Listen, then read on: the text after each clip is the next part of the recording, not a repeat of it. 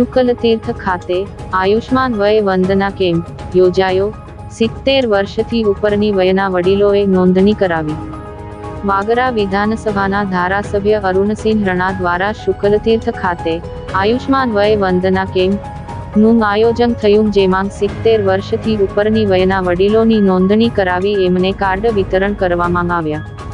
સેવા સુશાસન ગરીબ કલ્યાણકારી 11 વર્ષ વડાપ્રધાન નરેન્દ્રભાઈ મોદીના નેતૃત્વમાં શરૂ કરવામાં આવેલ આયુષ્માન વય વંદના કાર્ડથી વડીલોને વિનામૂલ્યે સારવાર મળી રહી છે। જરૂરિયાતમંદ વડીલોને આયુષ્માન વય વંદના કાર્ડનો સમયસર લાભ મળી રહે અને સારવાર મેળવે તે હેતુસર કેમ્પ યોજવામાં આવ્યો હતો।